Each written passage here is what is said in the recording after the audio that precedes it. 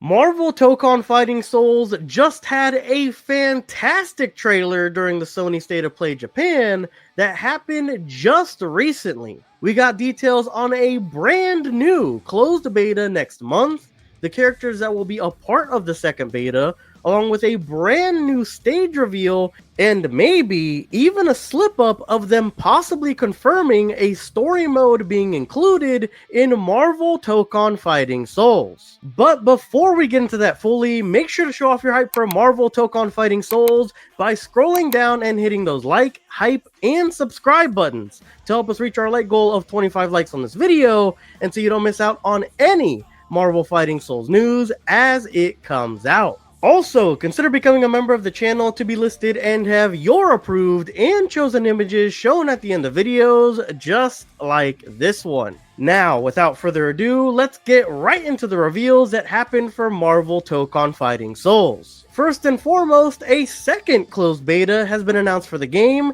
and it will be taking place from December 5th all the way to December 7th over that weekend. This second beta will be happening exclusively on the PS5 again, so for anyone who was hoping it would cross into PC this time, sadly that's just not the case. If I had to guess, for any betas moving forward, if there are in fact more after this one, like a public one, I don't think those would go over to PC either and would be PS5 only as well. During this beta, we'll be able to play as the original 6 characters from the first beta, along with 2 others which were the missing characters from the announcement trailer, being Robbie Reyes' version of Ghost Rider and Spider-Man, making it a total of 8 playable characters for this second closed beta. During this beta, we will also have 3 playable stages: the original New York map from the first beta, along with the newly revealed Savage Land from the previous Tokyo Game Show reveal, and the brand new, freshly revealed map of the X-Men Mansion. In the background of the X-Mansion map, we see characters like Colossus, Professor Xavier, Beast, Archangel, Gambit, Psylocke, and Iceman, with a number of these characters having idle animations in the background and being switched in and out, as Psylocke is visible in the main middle section, where previously we see people like Professor Xavier and Colossus in her place. In addition to these maps, they will also be adding the additional character avatars as pickable to be used in Battle Arcadia, their online lobbies, meaning you will now be able to have your avatar as Spider-Man and Ghost Rider, and we assume with their alternate colorways as well, along with a new option to play against CPU opponents in an offline mode, meaning it will be easier this time around to practice moves, combos, and characters throughout the second beta period. Speaking of which, throughout the entire closed beta period of December 5th through December 7th, they will be doing away with certain times that the beta will actually be active, and will instead have the servers up and running throughout the entirety of the closed beta. So no more needing to convert time zones or having to know what beta period you're able to play in. If you get a beta invite, you can play at any time for as long as you want during the weekend. On that topic, apparently if you've already signed up for the first beta, you should allegedly be okay and already signed up for the second closed beta, whether you got in or not. Personally, I would go check the page and sign up again just in case, but that's just paranoid old me. Also, it is on a get-in basis again. There is no preferential treatment or way to get in that we know of right now. It's up to chance if you get in once again, with no upped or worse chances on whether you got into the first beta or not. Overall, this news about the second beta and the new map was awesome news, and I can't wait to hopefully play in the second closed beta as well, as I had a blast in the first one, and would love to learn some of these characters more and use the new systems added gameplay wise that we got to see in the Tokyo Game Show version of the game. If you don't know what those are or haven't heard of those gameplay changes yet, don't worry, I have you covered with this video shown on screen, which will be linked down below in the description of this video if you're interested. When it comes to the background characters shown throughout the X-Mansion level, it does worry me a little bit that most of, if not straight up all of them, might be essentially there in the background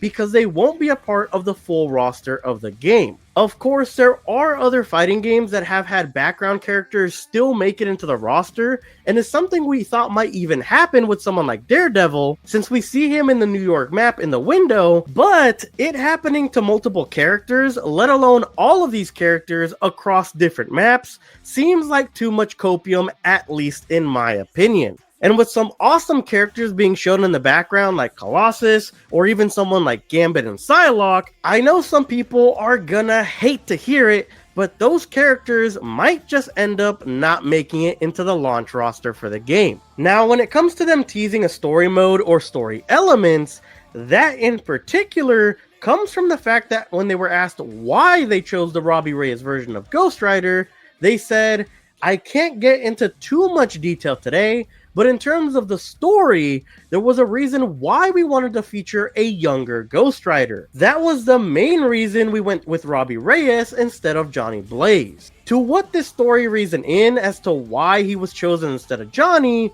really your guess is as good as mine. And truly, we need more details like this in order to be able to piece together what those story elements could be, until eventually they decide to reveal those details themselves. But that probably won't happen until way later when the game is about to release sometime in 2026. As far as if this means we'll be getting a full-on story mode, I think those chances are seeming pretty good right now. If it was just a story from his biography, or like a throwaway background info card about Ghost Rider, I think he would have been fine with just saying the reason right then and there. This makes me think there's an actual real story element driving the characters in the roster to as the reason they're being chosen by Arc Systems for the roster of this game. If so, this would make the roster characters all the more interesting, seeing who they decide to slot into their story, and of course, if the story will ultimately come out to being good. Overall, I think all of these details were awesome to see today, and I can't wait to be anxiously refreshing my email inbox over and over and over, just waiting to see if I get access to the second closed beta. But guys, let me know what you guys think about the X-Men themed map, why you think they chose the Robbie Reyes version of Ghost Rider, and if you think this means this game will have a story mode in the comment section down below. Thank you guys so much for making it to the end of the video. If you haven't been able to tell, I am very sick and I'm dealing with a crazy cough. So getting through this was a bit of an effort for me, but I needed to get this info out to you guys as soon as possible. A second beta is no joke. With how fun this game is, wow, I can't wait for everyone to be able to play this. Hands down, one of the best fighting and most fun fighting games I've ever personally played to date. And again, as always, your support through your viewership, liking, and subscribing is always greatly appreciated and helps me out tremendously against the Avengers level threat that is the YouTube algorithm.